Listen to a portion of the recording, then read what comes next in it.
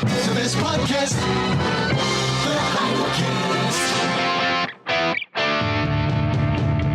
It's a Heidelminicast. And now, Scott Clark. Do we have to choose between the Christian Nationalists of Moscow and NPR? If the Heidelcast helps you, won't you help us keep it going? Please make the coffer clink by clicking on the PayPal link or by sending a check to Heidelberg Reformation Association, 1637 East Island Parkway, number 391, Escondido, California, 92027. You should download the Heidel app. It's free and it gives you access to all the stuff that's on the Heidel blog and the Heidelcast all in one place, in one app.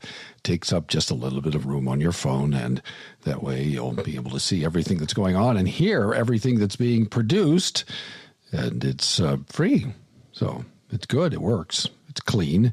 And I think it looks nice. So that's something we did for you. Otherwise, you can subscribe to the Heidel blog at heidelblog.net/subscribe. Just give us your email address, and we will send you a daily email rundown of what's on the Heidel blog for that day. The Heidelcast. I want to interact in this episode with a podcast series produced by National Public Radio. I think it's actually produced from Northwest Public Radio, but it's being distributed by National Public Radio. And this is a couple of producers and, podcasters, hosts who've gone to Moscow, and they've produced 2 seasons of podcasts so far.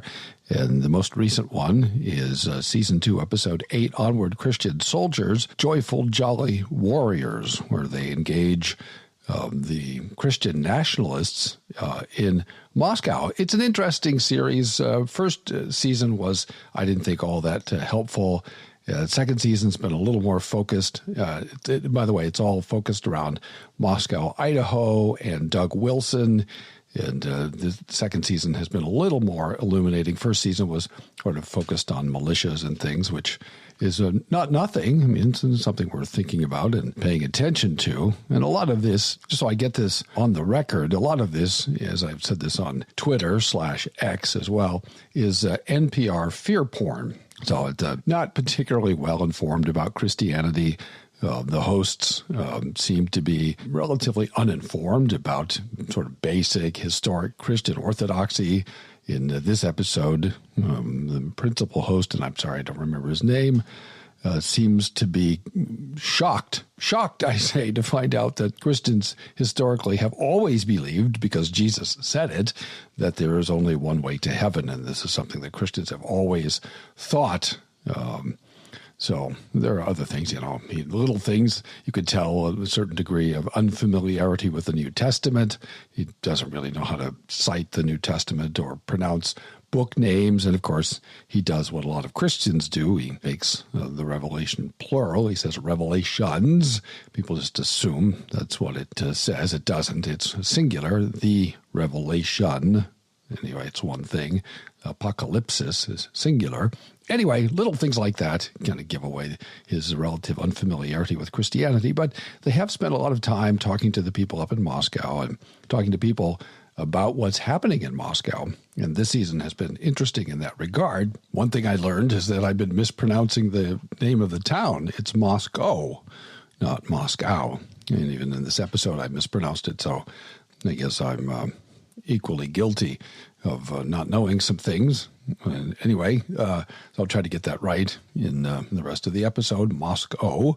So the previous episode, episode 7, was interesting because there were interviews with people who have, I think fairly, we could say, suffered under the, what do we want to say, the burgeoning Christian nationalist movement and under the influence of what locals call the Kirk, which is the church that Doug Wilson pastors in Moscow, Christ Church, originally I think Christ Kirk. Anyway, that episode I think is worth hearing. I think you probably should listen to all of them, just bearing in mind that there's a pretty strong sort of leftist bias to the podcast, but the actualities, as we say in the radio business, the bits of sound that they play in discussions with Wilson, and in this episode with Gabe Wrench, who is a podcast host and provocateur and would-be politician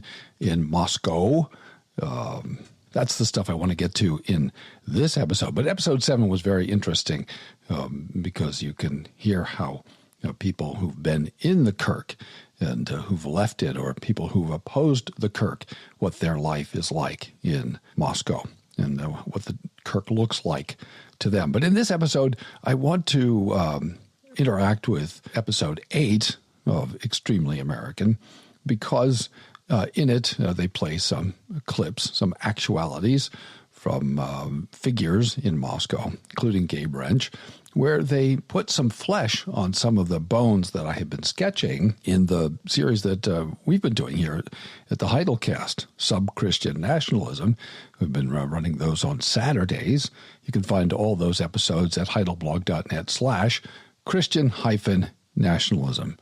And you can find the articles on which they're based there, and there's more stuff to come. I have some reviews that I intend to do to sort of round out that series. I haven't done it yet, but we'll be doing that. By the way, if it's a little noisy in this episode, I apologize for that. It's really warm here, and I'm reluctant to turn off the air conditioning for the sake of noise, so you'll bear with me. All right, let's listen to some of this, and then I'll interact with it and try to keep this episode to a reasonable length, this being, of course, a mini cast. I'm talking to Gabriel Wrench, a media personality and activist in Idaho. Most people call him Gabe. Okay, great. Gabe has a lot of ideas about how America should change. You said it would probably take a long time, but that you would like to see only Christians be able to run for office. So if you're Jewish, if you're Muslim, if you're atheist, certainly, if I had you right, you said that, yes, you would support eventually them not being allowed to run for office. That's correct. I did say that. Because Gabe is a proud Christian nationalist. I think that the Christian faith is the ideal moral doctrine and principles for a thriving society. And the farther you get away from that, the more in chaos we descend. And so the only way to maintain that, or one of the ways to maintain that, is you have to have people who are running for office who believe that. Or you're going to get back into that chaotic decline. So here we hear Wrench conceding to the revolutionary intent of the Christian nationalist movement. And there are more actualities in this episode, including one from Stephen Wolfe, which is quite pointed to the same effect. So that I think it's useful for you to hear the nationalists, the Christian nationalists, in their own words, in their own voice, admitting to their dissatisfaction with the American Constitution and the Bill of Rights. You say, Clark, what do you mean by un-American and against the Constitution? Well, let me refresh your memory. Maybe it's been a while since you've had civics, or if you're like a lot of Americans, maybe you've never had any civics at all. But Article 6 of the American Constitution, which is the law of the land to which every law in the United States has to conform, supposed to conform, to which every agency is supposed to conform. It is the final law in the United States for the civil government, the secular government. Article 6 says, the senators and representatives before mentioned, we would say today aforementioned, and the members of the several state legislatures and all executive and judicial officers, both of the United States and of the several states, so each of the 50 states now, shall be bound by oath or affirmation to support this Constitution. Now listen to this. But no religious test shall ever be required as a qualification to any office or public trust under the United States. So that's the law of the land. And the law of the land is that there are no religious tests in this country, and that is because the American government, we agreed in the founding of this country, is supposed to stay out of sectarian religious disputes, because the government was supposed to be limited, and the government was supposed to be taking care of things that we can't do for ourselves, paving roads and And as it's mentioned in the Constitution, delivering the mail. Although I think maybe today, if you're in a rural area, you might disagree with me, and I would understand that. But maybe today we could probably do without the post office. But maybe not. Maybe we still need it.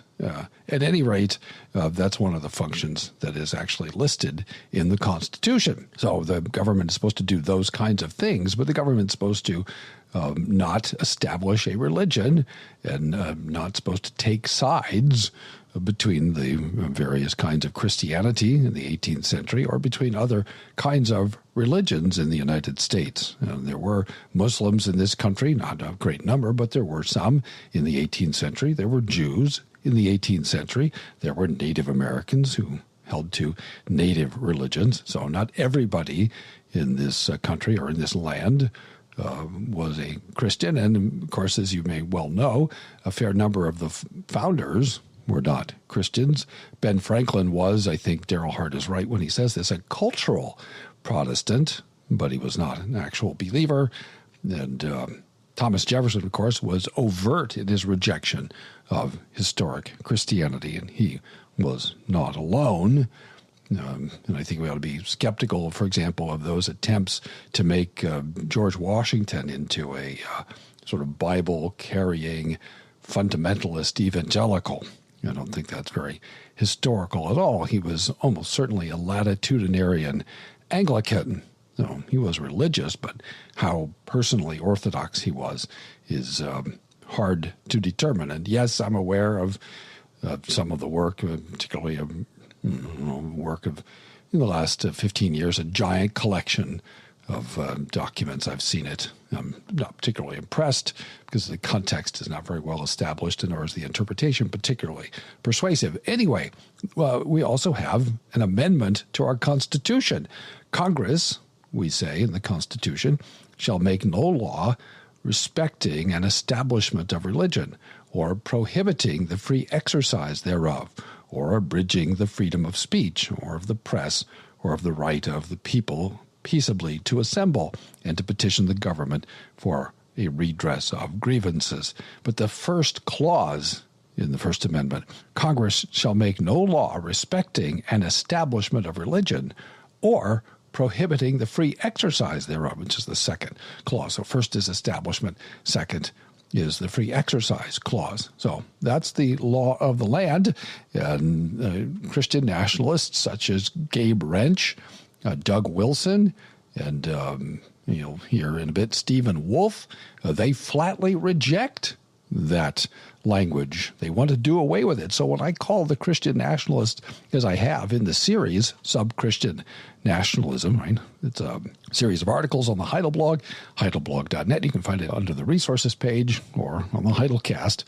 So I called them revolutionaries, because that's what they are. Call or text now, 760-618-1563. Get back into that chaotic decline. No, I'm glad this clip came up again. It gives me a chance to address what I think is a bizarre argument that Christian nationalism is going to alleviate or get rid of what he calls chaotic decline. One of the weaknesses of this movement, among many, is that they seem to have no historical consciousness at all. I actually been thinking about doing a series on the Heidel blog, or maybe the Heidelcast, on the religious wars of the 17th century, which, Europe was in continuous war. And really, you could probably take it all the way back to, I don't know, where we could start at 1567. Which is sort of what the Dutch did. They talked about an 80 Years' War, and then think about the 30 Years' War. And so that gets you to 1648, and Europe was convulsed with wars through the rest of the 17th century. You had the plague, you had upheaval, you had lots of chaotic decline in Europe in the 17th century. The American founders were acutely aware of that, which is why they set up the kind of republic that they did to try to avoid chaotic decline. And this is probably a good time to address the criticism that I know that Christian nationalists will make, and that is, as they say, I'm punching right and coddling left, which is a dumb slogan, but I'm not. I started off by casting this episode in terms of a false dichotomy. Do we have to choose between NPR and Christian nationalism? And the answer, of course, to that question is no. A pox on both of them.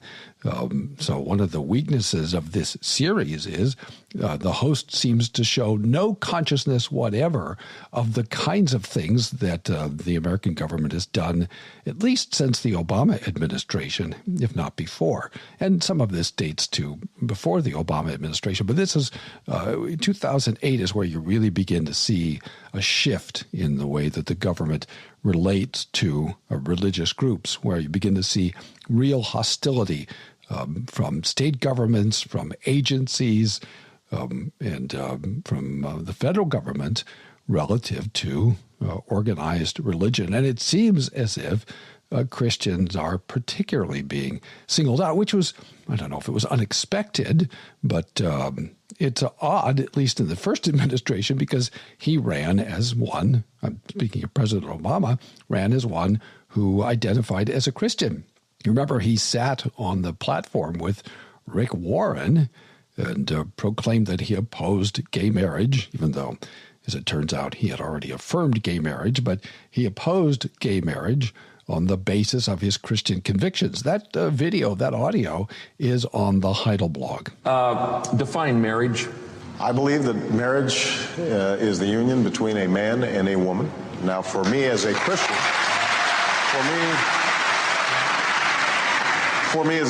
it's also a sacred union. God's in the mix. Of course, you remember that his vice president in 2012 sort of gave away the game by leaking that Obama had changed his mind. He said, of course, as I say, we know now that he was not speaking consistently to Pastor Warren in 2008 with what he had said, I think, to some groups some years prior to 2008, before he was running for president. So to get to the whole business of punching right and coddling left, one of my frustrations with this series, as useful as it has been, the NPR series Extremely American, is that the hosts don't show any sensitivity or awareness to the ways in which the American left has impinged on religious liberty in this country. If you just look at the religious liberty resources on the Heidel blog, you can just go to heidelblog.net/resources, and there's a page devoted to COVID and religious liberty, and then there's a page devoted to religious liberty more generally. And most of the threats that we have covered on the Heidel blog to religious liberty have come from the left, the social left, the political left in this country, whether it's Sabbath regulation, or whether more notably it's administrators during COVID shutting down religious services while allowing stores to be open, and judges, of course, slapped that down in a number of blue states, or whether it's florists being made by agencies to defend themselves in court, being required to sell flowers or cater a gay wedding or same-sex wedding, or an artist or a photographer being forced by an agency upon pain of fines or what have you, and then to defend themselves in court because a LGBT couple came and said, we want you to cater our wedding or photograph our wedding. And the photographer said no. And some leftist agency, government agency, unelected agency seeks to use the power of the state to impose that. Or think about public education and the way that a left ideology is being imposed on our children, the children of the United States, I mean. You've got the LGBTQ agenda being forced on kids.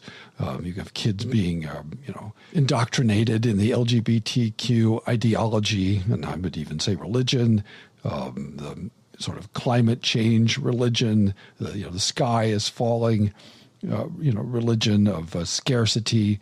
So lots of different examples of mainly pressure on Christianity in various ways coming from the social left. Not entirely, but most of the time. And of course, you see it in the culture as well. I'm well aware of that, and that's why I say, we don't have to choose between NPR and the Christian Nationalists. We can say a pox on both their houses.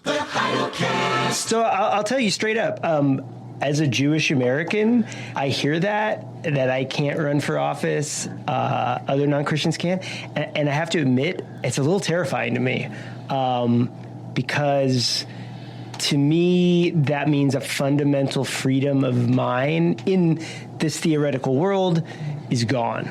Well, I mean, you're saying that in a country where you experience all these immense freedoms that was built on the Christian faith. So, but where I can run for office right now. Yeah, because your worldview is not good for society. And this is exactly why the founders wrote Article 6 and why they adopted the Establishment Clause and the Free Exercise Clause in the Constitution of the United States.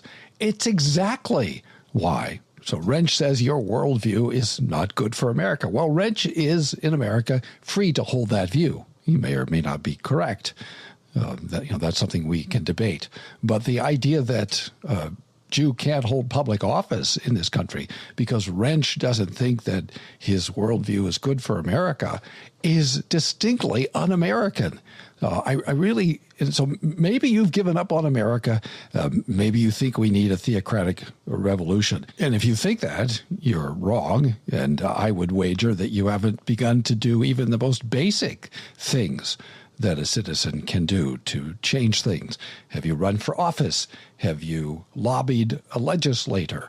Have you worked with an organization to file lawsuits? Have you written intelligent editorials to try to persuade people? Right. So I keep talking about POPL, P-O-P-L-L. Are you praying, which is the first P in POPL? Right, doing things that citizens do in order to make things better. If you haven't done those things, then to be talking about a revolution like this is, frankly, I don't know any other word to use, it's just nuts. But you're unique in the sense that your problem is you just refuse to believe that Jesus is Messiah. Wrench is right that anyone who does not believe that Jesus is Messiah, anyone who doesn't have a personal saving trust in Jesus, is in trouble with a all-holy, all-righteous God who sent his only begotten Son so that whoever believes in him should not perish, but have everlasting life. Well, that is a grave spiritual problem. But what Wrench and the Christian Nationalists assume is that it is also a civil problem. And this is that theocratic, un-American assumption they make that is so dangerous that will, if we just sit by and let them do this stuff, let them have their way, will plunge us back into the 17th century and a century of bloody, religiously inspired sectarian warfare. And if you don't think that can happen, I'm just asking you, do you read the news?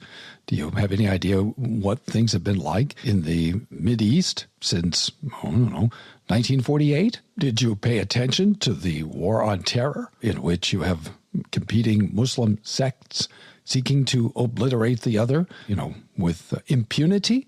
With wanton disregard for human life? You don't think that can happen here? Well, if you don't think that, then frankly, you're confused and you're ignorant because it's already happened and it could happen again. Here's Gabe during a roundtable discussion on Christian nationalism at Fight, Laugh, Feast. So, and here's the follow-up question that's going to happen is, okay, if you only have Christian magistrates, then, let's say I'm an atheist, would I be more free or less free? More. And the question, and the answer is more. And you can just... It almost sounds like a hot new diet fad. Christian nationalism. Fewer rights, same great freedom. You would have no property taxes, no Department of Education, no Department of Labor, you'd be far more free. And Christian magistrates running our country because we have a Bible that limits the government's authority to get into our lives. Wrench is selling a kind of libertarian utopia, and personally, I have some libertarian sympathies. I'm not a libertarian, but I certainly believe in limited government, And I think there's a case to be made from nature anyway. I don't know about from Scripture, as he claims, for limited government, but there is a case to be made from nature for limited government. And that was certainly the intent of our founders. And not even Hamilton expected, and he wanted a more powerful central government than, say, Madison or others. Certainly Jefferson, but he would not understand what we have done to the American experiment. The American federal government is vastly larger and more powerful than was ever envisioned by any of the American founders. But so he's selling this sort of libertarian dream, but with the caveat, yes, you'll be relatively free, under this sort of post-millennial utopian, libertarian scheme he seems to have in mind, except you don't get to vote, do you? Maybe you do, I don't know, but you don't get to hold office. So you don't actually get to participate in that way in your own government. So you pay taxes, but you are, by any reasonable definition, under this Christian nationalist vision, a second-class citizen. One guy wasn't interested in making Christian nationalism more palatable to non-Christians. Stephen Wolfe. No, they'd be less free, actually. What's that? No, atheists would be, I think, less free. Because it would be, because you wouldn't want an atheist to be in charge of an institution.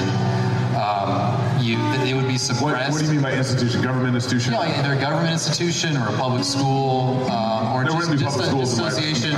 Or even like, you may not want your CEO of a business to be an atheist. I mean, we do this all the time with social dogma.